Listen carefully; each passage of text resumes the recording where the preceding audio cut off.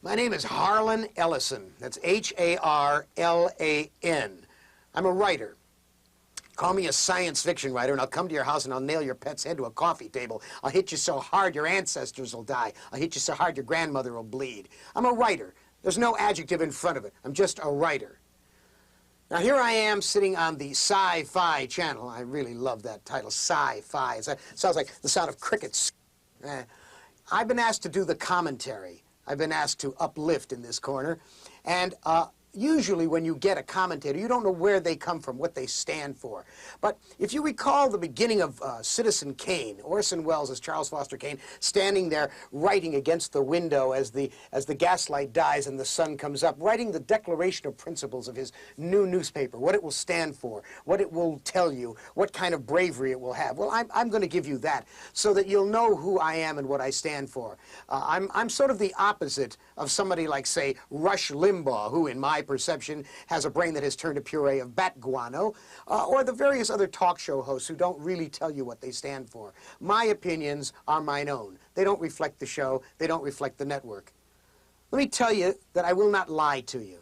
At least I will try not to lie to you. Now, if I do and I don't know that I did it and you correct me, I'm going to let you know that you told me I lied and I'll stand corrected. If I do it on purpose to lie to you and you catch me at it, I will try to convince you that I did it for your own good or possibly for national security. That one seems to have worked for a great many people. Now, if that doesn't work, I'll probably whimper and throw myself on your mercy. I'm nobody's hero. I'm as often wrong as I am right. But I work hard at what I do, and I really believe there are some people who are better than others. Yes, folks, I'm an elitist. Yes, I know you could. On television, they will not hurt you if you say, you know, God picks his nose and eats it, or if you want to overthrow violently the United States government, or you say McDonald's makes toad burgers. But heaven forfend you should say that there are some people who are better than others. But in fact, it's true. Jackie Robinson, better. Eve Curie, better. Albert Einstein, you can't convince me that Albert Einstein wasn't faster, better, quicker, smarter, and one hell of a switch hitter at either side of the plate than anybody around him at the time. I believe that we are destined for something great. I believe that when we are at our best, when we try to paint the Sistine Chapel ceiling, when we walk on the moon, then we are our most godlike. To quote from Teilhard de Chardin, the great philosopher, theologian, humanist, and good Christian, the task assigned to us is to climb toward the light. That's what I will try to do in these commentaries. I will try to turn you on to things you need to be turned on to. I will chivvy and harass you, and I dearly hope I will insult you. Now, they only got me for 26 weeks, so I'll probably be gone as soon as I insult the wrong people. While you got me for 26 weeks, enjoy. And if I insult you, it's probably because you deserved it. That name was Harlan Ellison. Our resident commentator on the passing scene is award-winning author Harlan Ellison. When we call him award-winning, that's an understatement. Harlan has won more awards for his 58 books, more than 1,100 stories, articles, essays, and columns than any other living fantasist. His film criticism has been appearing for the last 8 years in the magazine of fantasy and science fiction, and like our commentaries here, is called Harlan Ellison's Watching. You know, basically, I'm an old fart. I'm 58 years old, and I'm in sight of the grave. And as the shadow deepens over me, I think back to some of the lost treasures. The lost treasures that live here in memory, here in the perfect video cassette, rather than in phosphor dot immediacy on the idiot tube and are gone forever.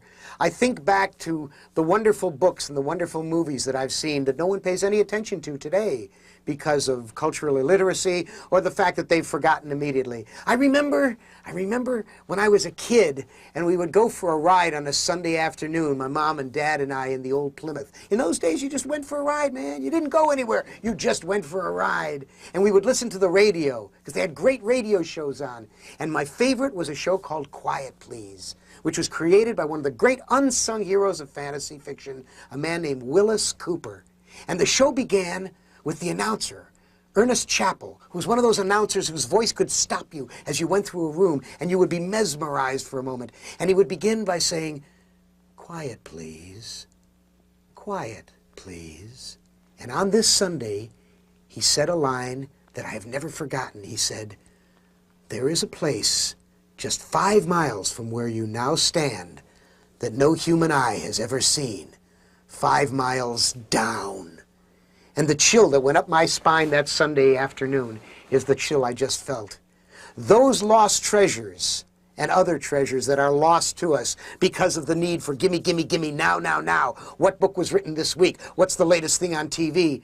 Are the treasures that we need to remember. I'm going to give you some of them. Look them up. This is good for your soul. Don't argue with me. When they take a convention roster of films to show, all right, we've seen The Thing from Another World a million times. We've seen The Day the Earth Stood Still a million times. We've seen Star Wars, God knows, a million times. But what about Seconds? What about that gorgeous film based on David Ely's book, shot in black and white by James Wong Howe, with, of all people, Rock Hudson? This astonishing story of a man who gets to relive his life. You've never seen it? Oh, go look up Seconds. How about Dark Crystal? The only fantasy that has worked. All the rest of them don't work. Willow, Excalibur, all the rest of them, they suck. But Dark Crystal works. What about Return to Oz that got so bad rap by all the critics? Return to Oz, it ain't Judy Garland, it ain't hip-hop, but Return to Oz is in the tradition of the original Oz books. Dune, don't sell it short. You watch years to come. It will have a vision that others will say, that was a film. Then you got Curse of the Demon, directed by Jacques Tourneur. Oh, based on M.R. James casting the runes, there are scenes in that will blow you out of your socks. If, the Lindsay Anderson movie with Malcolm McDowell. How about The Last Days of Man on Earth, based on Michael Moorcock's Jerry Cornelius stories? And The First Men on the Moon, the Ray Harryhausen film, with that wonderful Lionel Jeffries performance. Yeah, those are great films. You can get them. They're all on video cassette. And writers, don't talk to me about Lois McMaster Bujold and her writing this week. Don't talk to me about the latest Star Trek novel. I don't want to know from that. When you tell me that you've read Charles Beaumont and Walter M. Miller and Cordwainer Smith and Murray Leinster and Henry Kuttner and Richard Matheson and C.M. Cornbluth and Lee Brackett and Stanley Weinbaum and Jack Finney and Avram Davidson, many of whom are still alive, when you tell me you've read their great stuff, then and only then can you tell me about the latest Jerry Purnell military novel that was issued by Bain Books. Until that time, I'm going to look on you as an illiterate. You know, I've been thinking about farewell parties, command performances, going away performances, like the Rolling Stones. They've had, 93 farewell performances. There used to be some old guy in vaudeville, I can't think of his name right off, and it'll come to me later. He used to have a farewell concert every 3 or 4 weeks. Oh, you're going to love this. Florence Foster Jenkins, remember that name? She was a woman who used to sing in New York years and years ago. She had a voice like a seagull getting an enema. She really couldn't sing, but people loved to go to her concerts because one of the reasons was that she would come out on the stage with a basket full of roses, and she would fling them to the audience as she sang the Bell Song from Lakme. And the audience would gather them up and fling them back at her again, and then she would fling them out again. And the reason I guess I've been thinking about going away parties and farewells and that sort of thing is the death of Superman. Oh, the death of Superman. Yes, DC Comics killed Superman, and it's not as if they hadn't killed Superman before. Let me show you this. This is the current magazine, The Death of Superman. It costs $1.25 in this version. If you buy this bagged version over here, it'll cost you $2.50 for the same magazine. But at the end of it, here we see Superman being held by Lois Lane, lamenting that she will not actually get to go to bed with Superman. They haven't yet been married. And here is the fold-out, and it says, The Death of a Legend. Well, the media really went for it. They really bid on it. They really thought that DC Comics was going to kill off its biggest moneymaker. Yeah, sure. And I also believe in the Tooth Fairy, and I also believe if you're in a 747 at 30,000 feet, you're going to hit a pig. Folks, here is a comic book that I pulled out of my collection. My collection? Oh, yes, I am a comic book collector. I bought my first comic in 1939. I've been buying comics all my life. I think in many ways they're America's literature. This comic is dated December 1983, and on the cover it says, "One angry burst of superpowers, and I killed my best friend." And there's Superman lying dead. But that's not the first time, 1983. Here's an issue of the Comic Buyer's Guide Price Guide, and they did an article called The Death of Superman. Hasn't this been done before? Here is a list. Here is a list of just the ones in the 60s and 70s and 80s of the death of Superman. Folks, DC Comics killed off Superman 3 times a year. So what's all the noise? Well, the noise is hype. The noise is, let's make some money. Now, if it were 10 cents a comic, like when I bought comics, it'd be a different matter. But they're not. It's $1.25. It's $2.50. It's $5. And if you think, oh, I'm going to be a collector, and I'm going to collect this wonderful comic, and it's going to be worth money, Folks, they made up 2.5 to 3 million copies of this. If you bought 100 copies of this, 10 years from now, they're going to be less than the cover price. And if you think collecting them and putting them in these wonderful little poly bags is going to mean that you're going to make any money, remember that this are all the comics you would have to buy to get a complete run of that Doomsday set. And Doomsday, he was going to be a galactic maniac who comes and kills Superman. But the American Society for Looney Tunes, or crazy people, said, oh, no, you can't have it be a man escape from an insane asylum. That'll give a bad idea, a bad name. To who? The loonies in the loony bins? Well, now you've got 8 issues of Superman bashing Doomsday and Doomsday bashing him, and nothing else happens. It's just one big stupid fight. And you went for it, and the media went for it.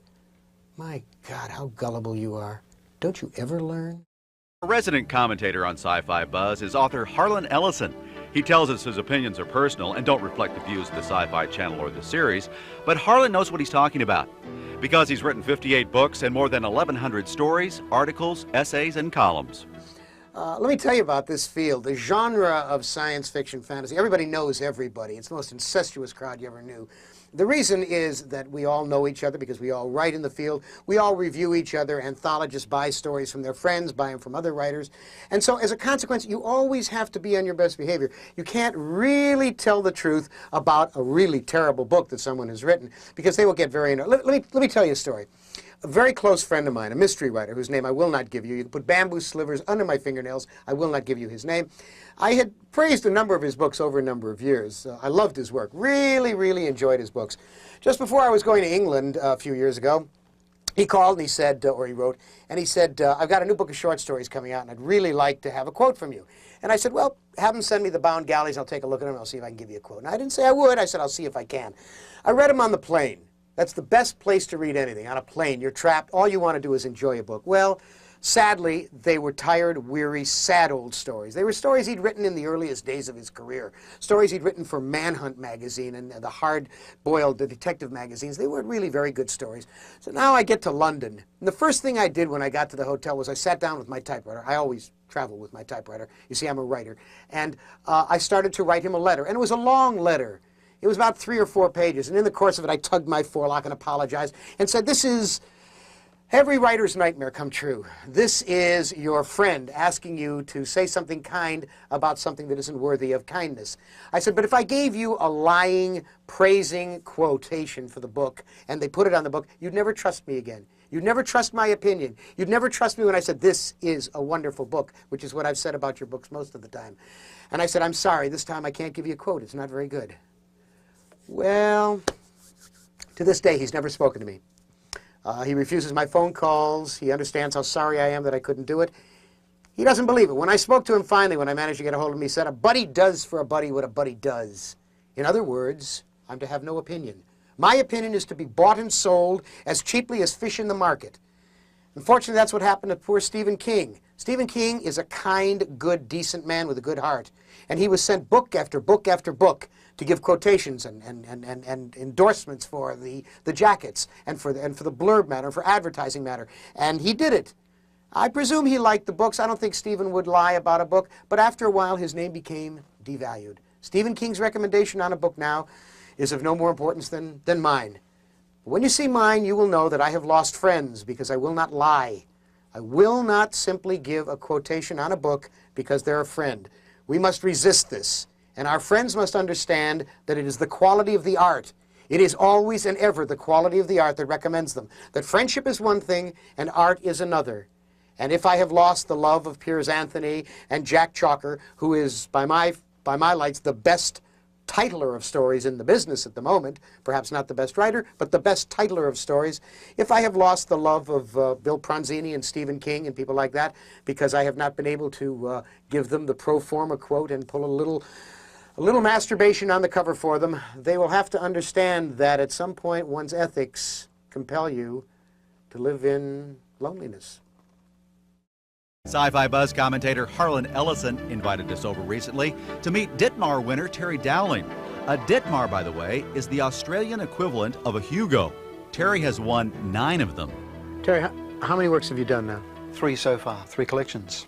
Now, am I correct that the first one, which is called Rhinoceros, which is a story cycle, was called The Work of a Brilliant Writer by Locus, the leading newspaper of the science fiction world? They were generous. In fact, you're being humble, because what they said was that you were as good as Cordwainer Smith, and they said, Cordwainer Smith, come again.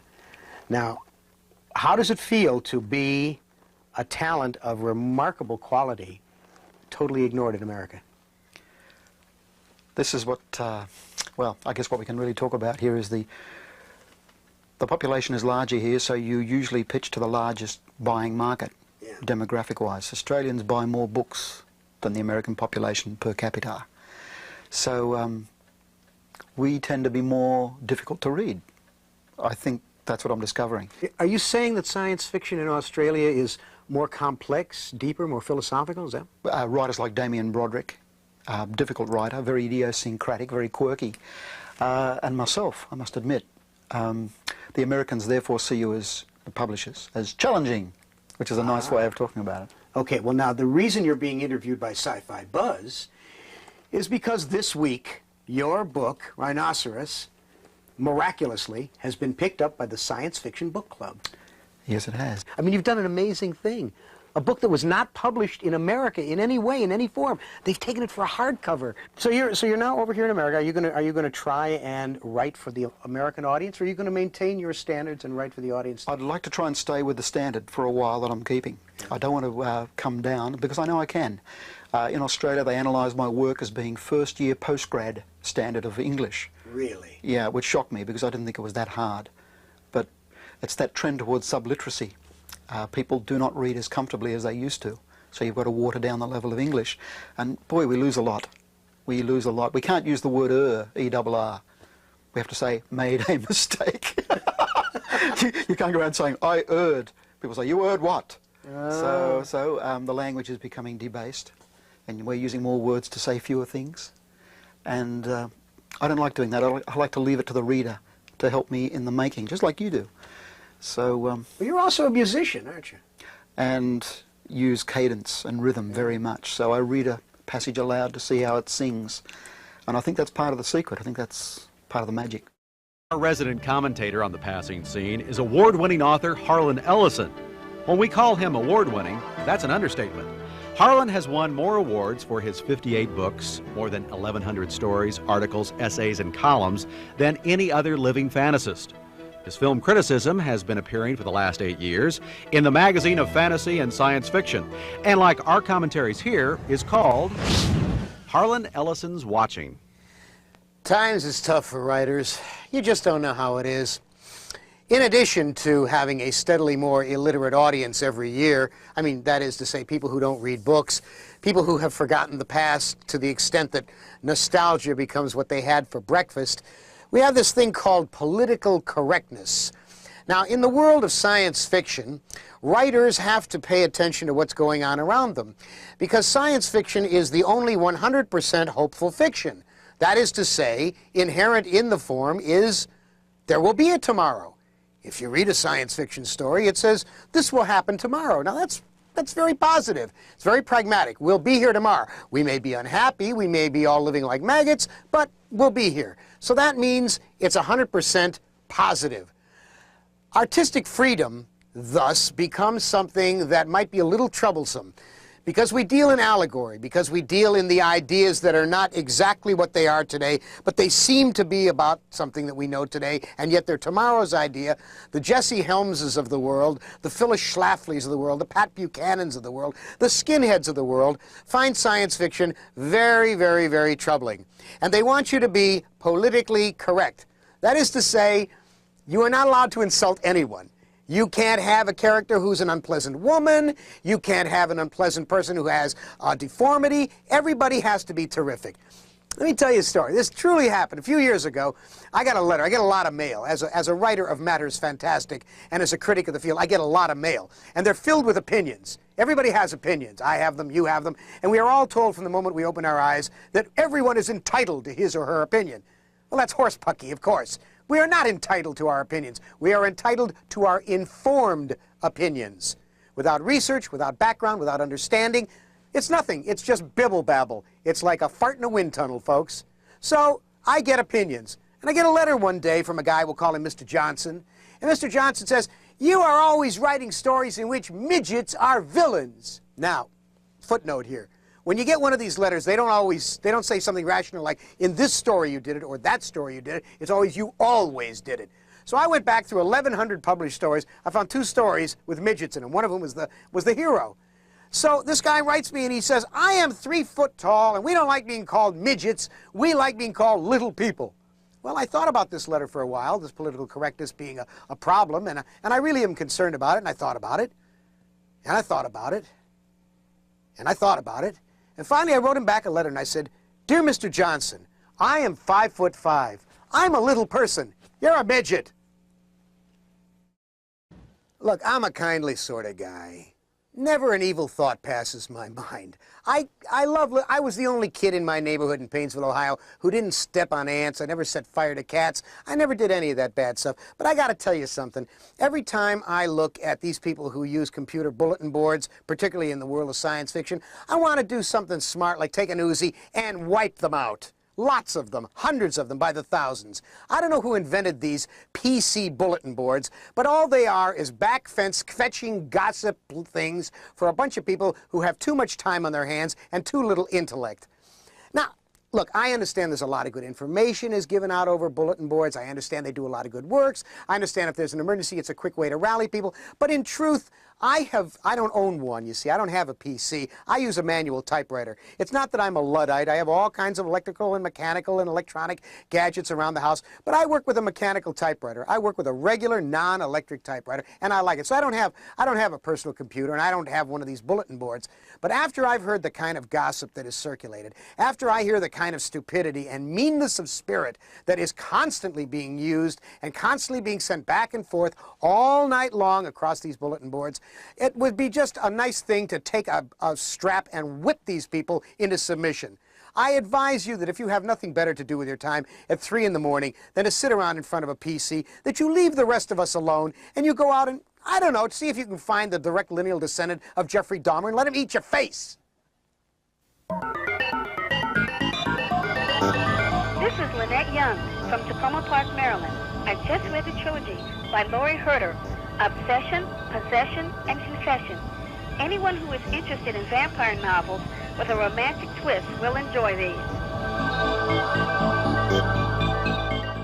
Oh, wait, come on back for a minute. After I got done with that, the producer, who's a very, very dear man, has only one eye, but a very sweet man, says to me, "That's a little mean-spirited. You didn't tell us why these people are so bad." He said, "I'll join your cause if you can give me examples." Well, what I'm talking about here is that these people are mean-spirited themselves. We're talking about unkindness to each other. Because they're at some far place in the transcontinental web, they think they can say anything they like. They're like bullies who snipe at you from the back door, and when you get close enough to hit them in the head with a ball bat, they slam the door on you.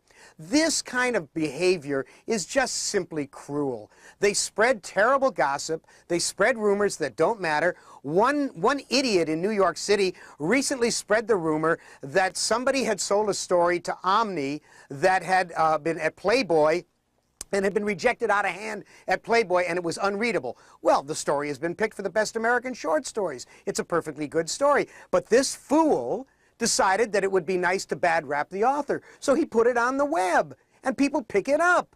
And you hear these rumors repeated over and over again. They're like the chihuahua in the microwave thing. You know, "I put my chihuahua in the microwave. I know someone who did that, and the dog blew up." Boom! Well, we know that's craziness. We know that it's urban fantasy. We know that it's mythology. These bulletin boards provide people who are cowards, who have no integrity, with the ability to badmouth anyone they wish. And they get away with it because there's no law at the moment. What I'm saying is these people have too much time on their hands.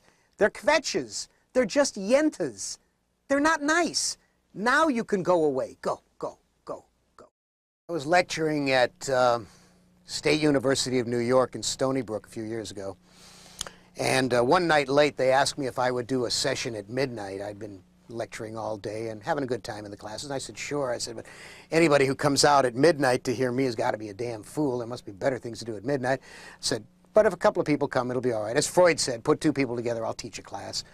Well, midnight came, and By George, there was a full room. It was jammed to the walls. People were sitting chock-a-block.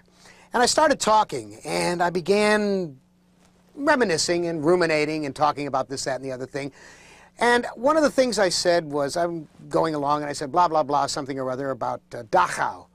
And I went on a little longer, and a young woman raised her hand in this crowd. And this was a science fiction crowd. This was an audience of people who are supposed to be fairly literate and supposed to be fairly smart. And she said to me, and this was a young woman of maybe 21 years old, 20, 21, and she said, you named someone a few minutes ago. I didn't recognize that name. Who was that? And I said, a name? I don't. Which name do you mean? I mentioned a lot of names. She said, well, somebody like Dachau. And I said, Dachau? Do you mean Dachau? That's the name you didn't recognize? And she said, yes. Well, there was a gasp from the maybe 200 people sitting there. Now, to their credit, at least half of them understood. The other half were totally bewildered. And so I began getting a very strange, dawning awareness of something. And I said, how many of you here don't know who I mean when I say Dachau? And at least half, 100 people, raised their hands. And I was appalled. I was saddened and appalled. And I said, folks, Dachau was one of the most notorious, infamous Nazi death camps of World War II. Millions of people passed through there and wound up as smoke, or little bars of soap, or lampshades. Dachau is a name that should live in infamy forever. People who read science fiction should have a sense of historicity. They should have a sense of the past. They should abide by Santana's adage that those who do not remember the past are doomed to repeat it. I said, how can you not know the name Dachau, Buchenwald, Treblinka, Bergen-Belsen? How can you not know this? Well, it was, I guess, the first time that I realized we suffer from something called cultural illiteracy. And it assails the world of science fiction as much as any other genre, as much as any other world, any other milieu, any other purview. We have an increasing number of people who forget the past. That's why we have skinheads. They don't believe World War II happened. They don't know about the Vietnam War. They don't know there were 2 world wars. The only reason they might know is because they have a Roman numeral. They know 2 came after 1. And to them, the war in Vietnam is as distant as the Wars of the Roses. This is deadly for the field of science fiction, and deadly for writers. Because if writers cannot use the reference that they need to make a point, then they are going to have to write down to the audience, and the audience becomes culturally more illiterate, steadily and steadily. We have a great many writers who write television now who are base all of their knowledge on sitcoms. They don't read books anymore. New York editors who have no history of what has gone before in the field, and they sell you mediocre writers month after month, instead of reprinting Kuttner and Simak and Lee Brackett and Ward Moore and Alfred Bester. And I tell you truly, those who forget the past are doomed to repeat it. These are some of the major awards that are available to people in the science fiction and mystery fields. This is called the Hugo. Now, the Hugo is actually the oldest of the science fiction awards, and it's named after Hugo Gernsback, who was a very nice old gentleman who came over from, I believe, Switzerland, but I could be wrong, but somewhere near Switzerland. And he started Electrical Experimenter and radio magazines back in the 20s, and in 1926 he did the first science fiction magazine, Amazing Stories, and so it is named the Hugo for him. But it is, in fact, given by the World Science Fiction Convention. Now, here's a fact very few people know. This award was designed back in the very, very early 60s, I believe, or the late 50s, whatever it was, by a man named Ben Jason. Ben Jason. He still lives in Cleveland, Ohio. He's a very nice man. I think it's nice that his name is remembered. Now, you may wonder, why does this one have a little Jiminy Cricket on it? Well, because this is only a half award. I have won 8.5 Hugos. This half, it was originally given to the film A Boy and His Dog, which was based on my material. And I got so cranky about it, I said, hey, you gave it to the director. What about me? I wrote the damn thing. They said, okay, but we don't have any more of the rockets, which look like giant rectal suppositories. They said, we don't have one of those, but we do have this wonderful base, and we'll give you the base. And I said, and I'll take it. So that is my half Hugo. So in fact, for the record books, I've won 8.5 of those. This over here is the Nebula. Now, this was designed by the widow of James Blish, the great science fiction writer, Judith Blish designed this award originally. Now, come back this way. Don't be hesitant. Do follow. No one will hurt you. This thing that looks like you might have won it at a ring toss in a circus is actually the Edgar Allan Poe Award of the Mystery Writers of America. And it's kind of, it's a nice award. It's a wonderful award to win. I've won it twice, and I'm very pleased to have won it twice. But when I saw it, I said, gee, is that, I mean, it doesn't really look as elegant as it really should for an award that important. So when the time came for me to design an award, as it did for the Horror Writers of America, I designed this, a wonderful little haunted mansion done by Steve Kirk. Now, Steve Kirk is the guy who designed the Abominable Snowman in the Matterhorn at Disneyland, among other things. We took it, and I put the award inside. Now, this one here, this is a nifty one. You'll like this one. This one was created for the World Fantasy Convention. This is the World Fantasy Award, and it was done by the famous cartoonist and artist and writer and novelist Gahan Wilson, whose cartoons you see in Playboy all the time. Gahan Wilson did this, and it is a bust of Howard Phillips Lovecraft, H.P. Lovecraft, done in the style of an Easter Island statue. Very mysterious, very strange, and quite lovely, quite wonderful. And this is the British Fantasy Award, very prestigious award given in England. And this is the one that's given by the video cassette industry, the Vero Award. Now, I want you to understand something. Awards are only road signs. They're only mileposts to let other people know that you have hung on a number of years, long enough to get either an award or a gold watch or whatever it is. Until they give you the Nobel, you're still learning. I'm still learning. You know, we've been doing these for a while now, and the response has been, well, to say the least, uplifting and overpowering. In fact, the Sci-Fi Channel, a division of the USA Network, has had to build a special warehouse in Secaucus, New Jersey, just to handle the overflow of your telegrams and letters, the bomb threats, all of that good stuff. But somehow I seem to have left a wrong impression among many of you. Many of you think that I'm incorruptible, that I cannot be bought. Well, nothing could be further from the truth. I'm a critic. I'm available for purchase. I mean, you take critics like, say, Jeff Jarvis over at TV Guide, who gave this great, glowing review to Star Trek Deep Space Nine, and then bum rap Babylon 5, which is a wonderful movie. And nobody ever bothered to mention that Jeff Jarvis happens to be a friend of some of the people over at Deep Space Nine. I don't want to name any names. I certainly don't want to get into his opinions. But I'm not the kind of critic who can't be bought. In fact, I can be bought. I can be bought very easily. For instance, this genie cookie jar here. I thought I would put it on here because I promised my friend Robin that I would show it. And we have here, this is a wonderful book. This is called Spaghetti Westerns, The Good, Bad, and the Violent, published by McFarlane. They sent that to me. They hoped that I would mention it on this show. And so I'm mentioning it, and so I got to keep it, and it's about $45. But the best of all, oh, wait. Come here. I got to show you something terrific. You see this? You see this little teacup? It's just a little silver teacup, right? And over here, there's this little plate that's got this little design on it, right? They don't look like much of anything. But when you take the teacup and you put it on the plate, oh, is that hot? Now, this one's North by Northwest. They also make one with Charlie Chaplin in Modern Times. They got one with Marilyn Monroe in 7-Year Itch, and they got a great King Kong. Terrific one. They're over there, but you can't see them because they're not in the shot. Anyhow, these cost about $75 a piece. They come from France. Somebody sent them to me. They said, well, if you show it on Sci-Fi Buzz, you can keep them. And I said, you got it.